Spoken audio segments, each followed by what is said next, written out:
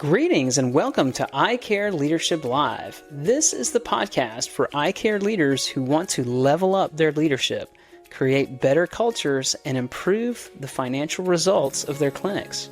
Now, let's join the show. HR problems in a clinic usually don't show up all at once. They build quietly until they start costing you time, money, and momentum. Most clinic owners and leaders don't want abstract HR theory. They need clarity, and they need help with what's slowing the practice down.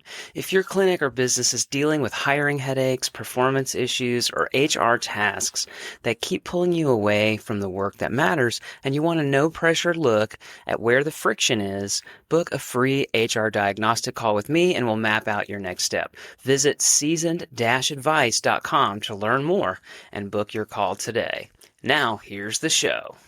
My guests here today on the show are Sarah Duval and Brittany Williams, a couple friends I've made here along the way in my ophthalmology industry journey. And I'm really excited to have them on the show to talk about this topic of growing frontline staff because they've had experience in that area as people that have grown up in ophthalmology. So thank you for joining the show, Sarah and Brittany. My pleasure. Thanks for having us. Yeah, and this is the first time I've ever had two guests on the show, so it'll be double the fun, I think. That's what I'm expecting. I'd love to have y'all just talk very briefly about what you do. And so, Sarah, why don't you tell us about you and what you do? Sure. Thank you. So I work for the American Society of Cataract and Refractive Surgery, also known as ASCRS. I manage a program specifically for the ASCRS Foundation called Operation Sight. So Operation Sight is a program where patients across the country who are uninsured and live at or below 250% of the federal poverty level and need cataract surgery, they can apply to Operation Sight. And then we work with a network of volunteer surgeons who will perform their surgeries in their communities at no charge to the patient. Yeah, thank you It really is. Yeah, thank you for that. And Brittany, tell us about you. Yeah. So Brittany, obviously, I am the director of strategic accounts at Vital Interaction. We're a company that helps with patient retention, referral management, and just robust engagement. So I work with all of our specialty clients, just optimizing specific workflows that they have around really whatever their goals are, whether that's be improving their referral process or making sure that patients are coming back into the clinic or just robust communication efforts. Okay. And it's very interesting because both of you just talked about your current roles, neither of which is working in a clinic. And yet you both started out in a clinic of some kind. So I guess I'd love to start with this topic here is about growing staff. So I kind of want to hear y'all's story from each of you of how did you get to this point? So Sarah, maybe why don't we start with you? Like, how did you get your start in healthcare and ophthalmology? And I know that could be potentially a very long answer, right? But give us the highlights of how you got to this spot. I can be very verbose, but I'll try. Okay, I wasn't trying to say anything. So I graduated from college and I did not have employment yet. And I knew somebody that worked in a practice and they were hiring for technicians. And one of my uncles said, why don't you just go try to do that? Because medical's never going to look bad on a resume. So I went in and I shadowed to see what being an ophthalmic technician was all about. And I met a woman who was actually the refractive surgery coordinator, and she had just given her notice. And when I met her, we had very similar personalities. And we just kind of hit it off. And the story goes that once we parted ways and I continued on my little tour of the clinic, she went to the administrator and said, I don't know who that girl is, but I want her to have my job. Ooh. Yeah. And so I ended up being hired as a refractive surgery coordinator. And then that was in 2001. And for the next 18 years, I was with that practice and I just continued to grow. I just made it my business to continually learn different aspects of the practice. So I also I did a little bit of teching with LASIK consults and things like that. So I kind of had my foot in the door of teching a little bit. But as the years went by, I did become a tech and ophthalmic photographer. And then I moved into cataract surgery scheduling and not consulting. What's the word I'm looking for? Coordinating? Yeah, we'll go with that. Counseling. Sure. That's all good. And then I actually was doing some marketing, and then I moved into the marketing manager. And then I think by the time I left to come to work for ASCRS, I was doing marketing and I was actually the front office manager. So I really touched everything in that practice. Okay. Awesome. How did I do? Was that? That was amazing. I couldn't have scripted it any better. Okay. Well done. Well done. All right, Brittany, let's see if you can match Sarah's energy there. All right, I'll try. So I was in my early 20s. I had my kids young, decided, okay, it's time to figure out what I want to do with the rest of my life. And I always make this joke. I thought, I want to go into dental. I want to be a hygienist. There was like an assistant program on the weekends. And I was like, I'm just going to try to get a job at any sort of medical office.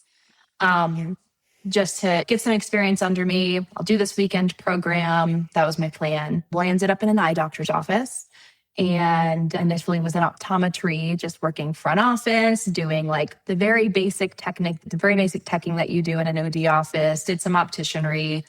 So I did that for 2 to 3 years, got sick of working on the weekends, and met someone through my kids' daycare that worked at an ophthalmology practice here in Denver. And yeah, so through him was able to get an interview, started as an ophthalmic tech. I will say on my first day, I realized just how much I had to learn, which was great. It was a great place to be there for a period of time. And their clinic learned everything from retina to glaucoma to the more refractive, did a lot of teching under a lot of different specialists. For about a year until I moved to Colorado Springs with the practice that I was with for the bulk of my ophthalmic career in practice. Since that was in the Springs, I worked in their clinic for about 2 years, including taking on a clinical manager role. I led a team of about 13 other technicians for several months before I became the practice administrator. So in the 12 years in ophthalmology, I worked 6 years frontline, if you will, between front office, between teching, being a clinical manager. And then the latter 6 years of that 12-year in-office career, I was actually a practice administrator. But because of the prior clinical experience, directly oversaw the clinical team, handled all of the training and onboarding and whatnot over the clinic for that entire time that I was there until I left about 2 years ago. Okay. All right. Very good. I'll give you a thumbs up on that summary as well, Brittany. I'm interested. So y'all both, you progressed and you moved up. What do you think was most impactful or most instrumental in helping you to accelerate in your career? Sarah, why don't you start with that? We were talking a little bit before we recorded, and Brittany and I are on the same page with this. Getting involved in outside societies and organizations. So whether it is ASOA or AAOE, both of them have great programs. They offer a lot. And I think, and Brittany, jump in, but neither one of us really had anyone in our practices who mentored us or really said, I want you to grow. So both of us followed the same path where we looked outside of the practice and really got ourselves involved. We put ourselves out there and got involved in these societies and these organizations that already existed and started making friends, maybe started making mentors. You want to jump in, Brittany?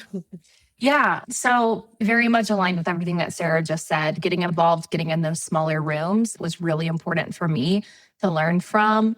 I did have a really good clinical manager at my first ophthalmology practice who, as I was departing, as I was only with that clinic for about a year, really gave me some solid advice, if you will. Make sure that you're going down this path, not that path. And so she helped guide me as I was looking long-term for kind of my home ophthalmology clinic, if you will. And so that was super helpful. And then the practice administrator whose role I took over, he gave me a very quick rundown because I was not supposed to be the practice administrator. That's kind of a long story that we probably don't have time for, but kind of same thing. I feel like there were people in my career who definitely helped plant seeds, but then when it came time to actually learn and develop and seek mentorship, it definitely came from outside organizations. And that's how Sarah and I met, is through ASOA. And there's similar type of programs too. Like there is like a nursing and technician program at the ASOA meeting. I know there's the same thing at the AAOE meeting. And you've got to get continuing education credits if you're going to get your COA, your COT, whatnot, which I highly recommend. And so you may as well go do it at a meeting where you can meet people and bounce ideas off of. Yeah, I have to. Oh, you know what? Oh, can I just Please.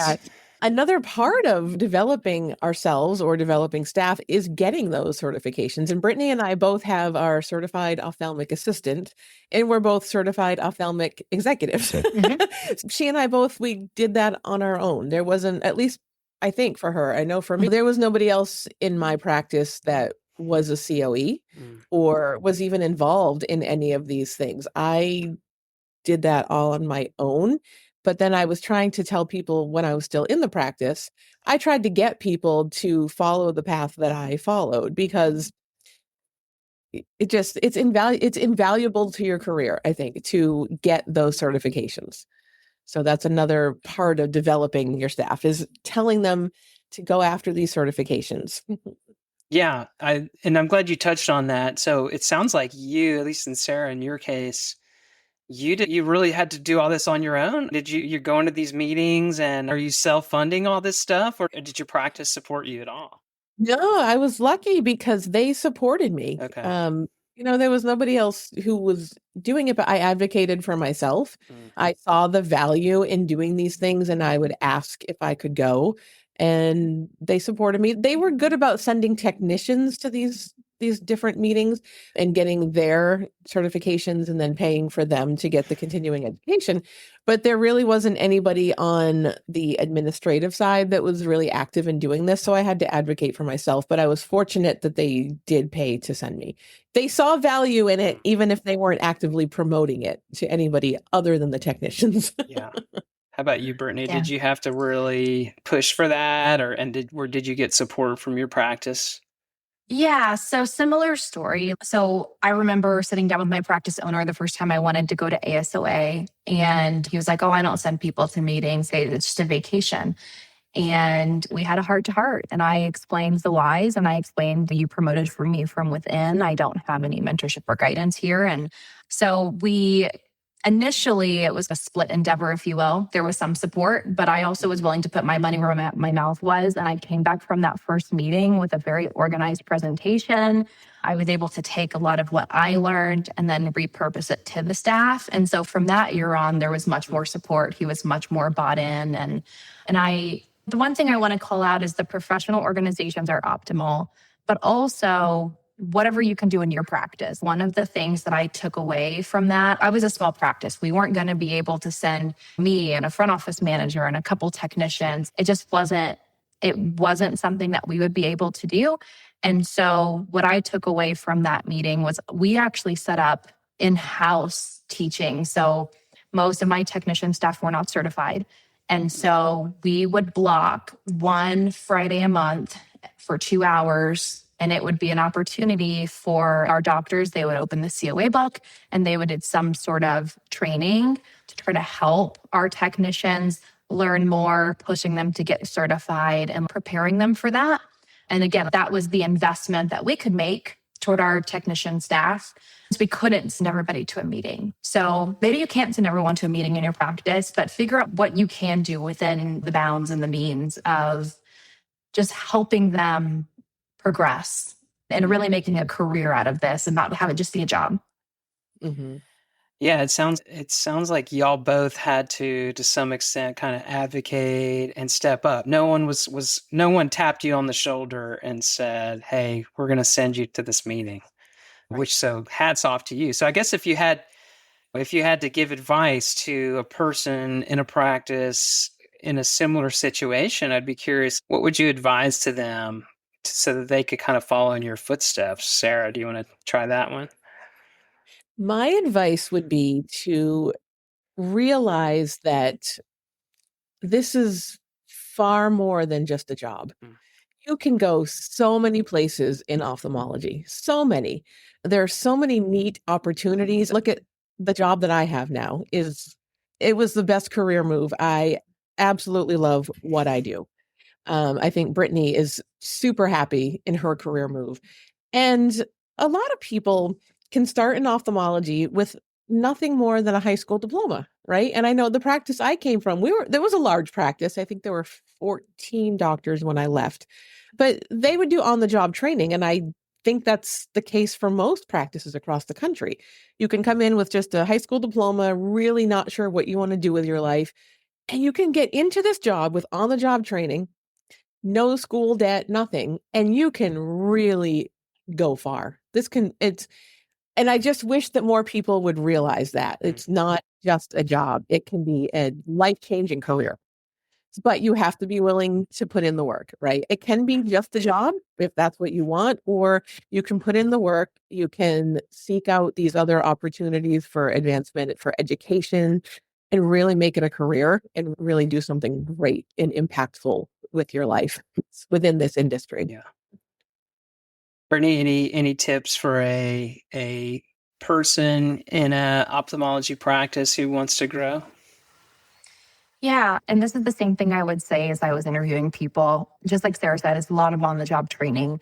And I would tell people that I can train you and provide you with knowledge and the skill set and the how to.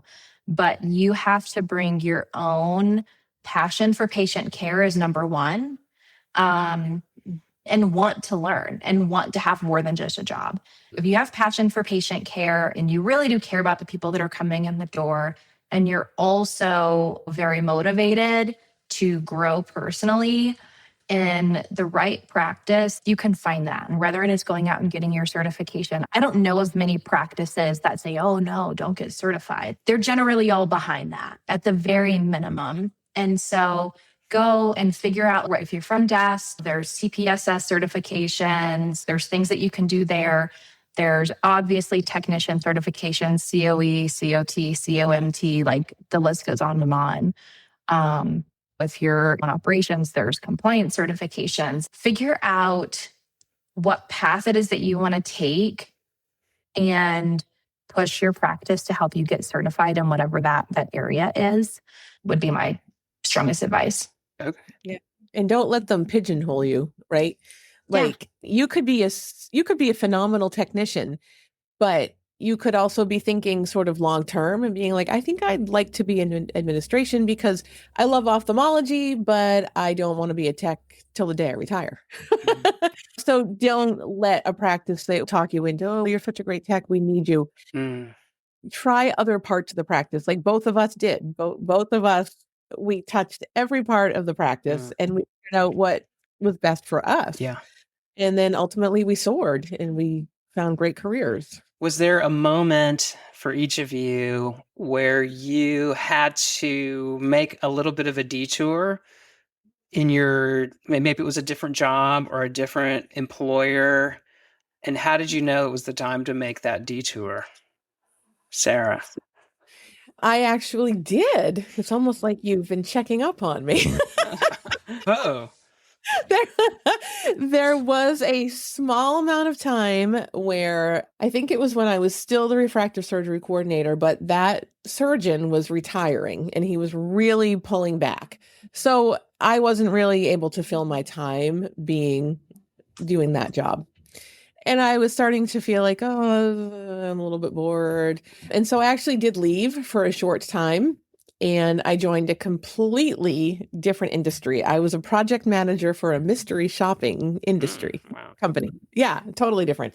And then that didn't last long. And I actually had my son and I just kind of stayed home for a little bit with him. But when I was ready to go back to work, I went back to the practice and they were fortunate. I was fortunate that they were really willing to take me back. So I came back and actually, this is funny too. I came back as a technician. And that lasted maybe a week. And the advanced technology premium IOL, whatever you want to call it in your practice, surgical counselor had given his resignation. And he said, how about Sarah takes my job? Wow. because she had been really good at the refractive surgery stuff. So again, I was a technician full time for maybe a week, and then I moved into that role. I did have a detour, but my heart has always been in ophthalmology. I love it. And I know a lot of us joke, once you get into ophthalmology, you don't leave. Right. Because it's so true. I feel like I grew up in ophthalmology. That's where my heart is. I'd love to stay in this industry until I retire. And that's still probably another 20 years away. But that's okay, though. I'll be happy to stay in this industry. How about you, Brittany? Did you have a moment where you thought you would have to make a shift and you made a move, and what did you learn from that? So I started in eye care and I never left. I obviously had to not had to, but kind of transgress through multiple different roles, if you will. Yeah. I will say I worked in the clinic for the last practice I was at for a couple of years. And then overnight we had some doctor changes that happened rather suddenly. Some staff went with them. And that's really what kind of started the major growth that I had from working in the clinic. And then I was the clinical manager for 2 months. And so I wouldn't see necessarily detours, but certainly like unforeseen and quick advancement that I thought in the beginning was supposed to be temporary, but then it stuck. So I was the clinical manager for 2 or 3 months. And then the practice administrator had to suddenly leave for family reasons. And so it was an interim practice administrator role. The idea was not that it was to be permanent. It was just, I was the person who could keep things going while we searched. So what felt like a detour turned into permanent, at least for as long as I was with that practice. So it was a good detour out of clinic and into kind of a more everything from leading the clinic to HR to finances. And I learned a lot in a short period of time. And that certainly has helped me with Vital Interaction. Part of what I do now is helping our teams, our customer success teams and our sales teams really understand the practices that we are, helping with their engagement tools. I feel like the more the people that I work alongside understand how a practice operates, the better we can support them. Yeah. That makes total sense. I wonder if there was, in your case, Brittany, if there was ever a moment where you wondered, like, am I good enough to take this on? And then how did you get through that? Yeah, no, absolutely. Like there was total imposter syndrome because I didn't have any. And that's really where, again, for me, ASOA came in because I didn't know what I didn't know. We luckily had a really good kind of accounting team who was able to teach me all the financial things that I just didn't know. I gleaned from them what I could, have an on-call like HR person that I could ask questions to. But then when I went to my first ASOA meeting, and again, like this does not have to be just ASOA, AAOE, like wherever you want to go and look for people, I realized that I needed to get as involved as possible, as quickly as I could, because I feel like the smaller the room that you're in, the less scary it is to ask, And so I very quickly was like, let me join this board, let me join that committee. And I just learned from my peers. Yeah. So. Okay. How about you, Sarah? Were there ever, were there moments of uncertainty, and how did you overcome that? I don't know that I recall any real moments of uncertainty. I think part of it was being in the same practice for so long that I always, and growing up in it, I never really had moments of uncertainty. And even joining ASCRS, what I do is I deal with patients a lot. I have the benefit of having done that for so long that even that was a fairly natural fit. A little bit of imposter syndrome, maybe sometimes, sure. When I was at that national level, like Brittany and I have both spoken at presented courses before at national meetings, or have written a couple articles for AE. So maybe the uncertainty in my career has come more from that, like thinking, who do I think I am? Sharing my insights, or a little bit of imposter syndrome, but yeah. Okay. I kind of want to shift gears a little bit and think about, we've talked about how y'all got to this point and some of the challenges and the excitement and stuff. For the administrators and the physicians who own practices out there who want to be successful, they want to grow their staff, First of all, how important is it that they prioritize growing their staff? Because there may be administrators and physician owners out there who are just like, hey, I just need to get through the day. Why should they care about growing their employees? Sarah, why don't you jump on that? Okay. I think probably the biggest reason is because in this day and age, everybody's doing more with less, right? There's all these Medicare reimbursement cuts. Healthcare in general is a difficult space, the growth of private equity. Everyone, like I said, is doing more with less. So you really should be surrounding yourself with a sharp staff, a staff that cares, that can do the things needed to be done to set you apart from your competition. Brittany, you want to add anything to that? Oh yeah. To grow, you need to have a staff that cares and is invested. I agree. Staff retention was and still is one of the things that I'm super passionate about. When I first took over as the administrator that year, again, we also had some doctor changes. So that was part of it. But that my first year, we had an over 80% turnover rate. And we improved that into the 20%, which frankly is still somewhat high by the time I left. For a long time, because we were so willing to hire as a small practice, the person with a great personality whose work experience was McDonald's or Chick-fil-A. And so for a while, we were like the training center. And then the bigger practices would poach our technicians after 6 months because they knew we would bring them on, we would train them, and they could hire them at a higher rate than typically what they would get in a standard raising review process. And part of what we had to do was look at our compensation plan and have some internal, like we rewarded them for certifications and whatnot, but most techs don't go out at 6 months and immediately get their certification, even though that's kind of the timeline into which they can. So we had to come up with some more internal checks and balances to make sure that we were keeping up with the larger clinics once these technicians were now trained. And so I would much rather have 5 techs who can work up 15 patients in a session than 10 techs who can only work up 7. And so it's really important. Every organization is going to have, I like to say, A, B, and C team players. Your A team players are those who see this as a career path. And those are the ones that it's really important to pour into. Your B team players hopefully are going to feed off your A team players and say, I want the attention that they're getting. I want the growth that they're getting, and they're going to step up. And your C team players, frankly, coach up or coach out. And, it's usually easier than you think to identify who those people are that you need to pour into, but it's so important.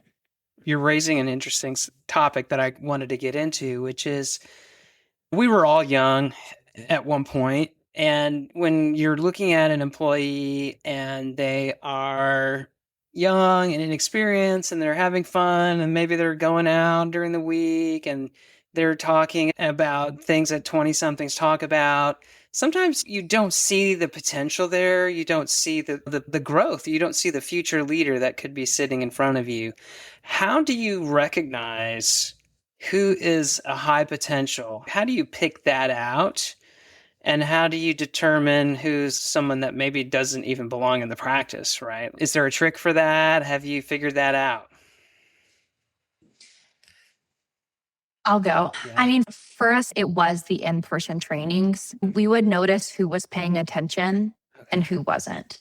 And again, there was so many incentives to get certified or to learn a new skill. And we did all kinds of things in our practice for being small. We had a clinical research team that you could get involved with. We did serum tiers, like we picked technicians to go to the surgery center with our surgeon and learn that skill. Because we were small and nimble, being able to do more than one thing was really important. And so there was a lot of opportunity for anyone to pick up a new skill set. And because, again, we had that staff and development training time, we noticed who was paying attention. We noticed who were picking things up. And so for us, it made it easier to identify who was actually there for paycheck versus who was there because they were interested in the work that they were doing. Okay. Sarah, any insights into that? I think I would add to that is I think it's fairly easy just to see who is the team player. It's the person who's saying, "Oh, we're short-staffed in pediatrics, I'll go," or "Oh, they're short-staffed over in retina, I'll go." And they might be somebody who typically works in general ophthalmology, but you can see that they want to learn some other places, and just the person who's the team player. Other than that, Brittany really said enough, I think. Okay. Yeah, I think that's really smart observation. One thing I've always tried to look for is, does someone show hunger? And I think y'all have just echoed that right now. Are they hungry to learn? Are they hungry to grow? And if I'll take someone who's hungry to grow any day. Agreed. I have heard some practices say that getting the credential, it doesn't really help me as a practice. Like, why should I pay for them to get their COA? They're just going to leave. Or the COA doesn't really doesn't cover retina that much, and we're retina, so why should I invest in that? What are your responses to that, to practices that don't see the value of investing in additional education like that, and credentials specifically, maybe? I think it's extremely short-sighted. Maybe they will leave, but maybe they won't either. It's a risk that you have to take. But getting a credential, it shows your commitment to the practice, to your patients, to the industry. Anybody could leave the practice at any given time. It doesn't necessarily have anything to do with the credential. So I think not pushing that and really being supportive of that is just extremely short-sighted. Even if it doesn't cover much about retina and you're a retinal practice, it's still showing that they have a hunger for the industry, for their chosen career. And it's still, showing that their commitment to your practice and your patients. Yeah, for me, it was also nice if I ever got any sort of patient complaints. I remember my favorite patient complaint. She called me as the practice administrator to question the validity of her refraction because the tech did it, not the doctor. Little did she know I had helped out in clinic that day and I was actually the technician on her chart. So she was calling me to complain about me and she had no idea. So that was really, and I of course didn't tell her, but I was able to talk about, man, that technician has this certification and has gone through this training and has had this continuing education. She's actually the one who trains all of our other technicians how to perform that service. But it was the certification that she was the most interested in. Oh, so it's not just like they just show up and they start doing that on the first day. And I'm like, no. And even from just a patient's perspective, the fact that there was a credential behind the name gave them some comfort in who was performing these services. Because let's be real, in ophthalmology, the technicians do quite a bit of the work on. Yeah. Like they're doing a lot for these patients. And so if you're not pushing your staff, that would be, I don't know, maybe this is really a stretch, but I'm going to make it. If someone grew up and their dad was an ophthalmologist and he taught them everything, do they still need to go to medical school? Yes, they do. And so why not encourage your technician staff who are still laying so many hands and so many touch points on your patients to also be the best in what they do and go and get their credential and their own education? That's an excellent analogy. Wow, that's a mic drop right there. Oh, nope, not here. Be the best. Be the best. We have talked about education. We've talked about enabling staff to go to conferences and meetings and get certifications. What can you do as an administrator or as a manager to cultivate someone's growth, other than just giving them more education? Sarah, any thoughts on that one? I think just being present, being a mentor and just being present, just letting them know that you see them, that maybe they're a really good employee. You see them, you appreciate them, and you are there for them to maybe answer any questions or to just help them in the present with whatever resources you have. Brittany. And give them opportunity, of course. Give them opportunities to grow. Yeah, I agree with just be there. One of the conversations that I would have in the hiring process, but then also I had the luxury that I did all of my staff annual reviews. So I was talking to my staff much more often than just once a year, but at least once a year, we were sitting down and talking about what is your 5-year plan? And I would always preface it with, and that's okay if it's not here, but whatever that is that you want to be doing, what can I do to support you here at the practice to help you reach that goal? And getting in tune with what your staff's long-term goals are and figuring out where does that fit into the practice, because maybe they don't think it's in the practice because they don't know every single opportunity that there is. And maybe you learned something new about them and you've realized they don't need to be a technician, they need to be a surgical counselor or and so, yeah. So I think getting to know your staff, finding out what their goals, wants, and desires are, and how you can best support them in the present moment. I love that. You've got to get to know them to understand what they want and what their strengths are. And just as you said, they may not realize that there's a particular role that they could fill. Maybe it's a role that you were thinking about creating, but no one knows. And now you see that potential. That's something that could really happen. If you're not going to give them opportunity, somebody else will. So Absolutely. it really, and I think, like I said before, don't pigeonhole your staff, or don't, you as a staff member, don't allow yourself to be pigeonholed. Make it known that you want to try something new or you want new opportunities. And if you aren't going to give it to me, well, it's probably a practice down the street that might. Do you think that there is truth to what some people say, that younger people these days are different in terms of their growth goals and how you manage them and manage their career growth? What thoughts come up for you? I see a couple big smiles, right? And so I feel like y'all probably have something to say on this. I'm 48, and so I have a certain mindset about this stuff, but a lot of administrators really are struggling with this, people from my generation. I'm curious what you've learned and what you've observed and what you think administrators need to know. Sarah? Brittany, you were on that podcast with me and Guido, right? And you, Guido, and Jane. Yeah, we talked about this. So it's funny, I'm 47, Mike, so we're basically the same age. You want to go? Go ahead, Brittany. Do you want to go?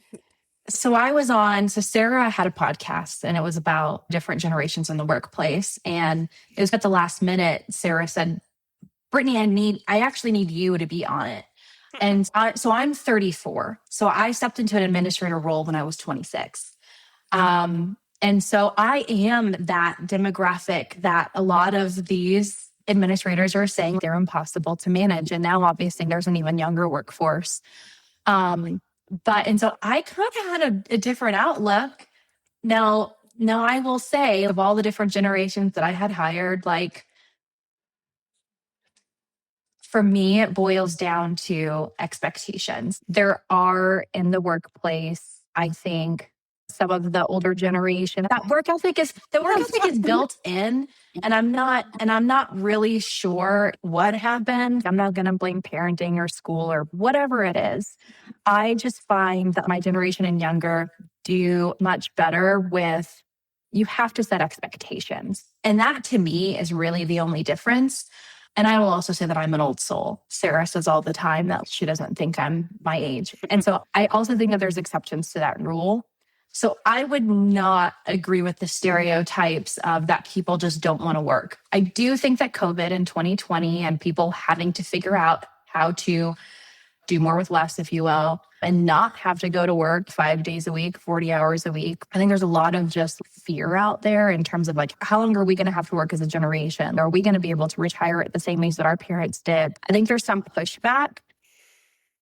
But I also think, again, if you're going to focus on your A and your B team players, that as long as you set expectations, there's not too much of a difference.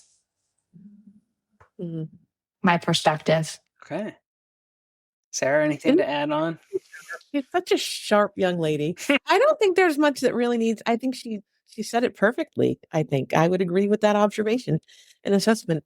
Well, thank y'all for joining me. How can people get in touch with you if they want to learn more about what you do or just connect with you and learn about your story? Sarah, why don't you share how they can get in touch with you, and then Brittany, you go as well. You can find me on LinkedIn as Sarah Duval, so Duval, or sduval@ascrs.org. Yeah. Okay, wonderful. Brittany?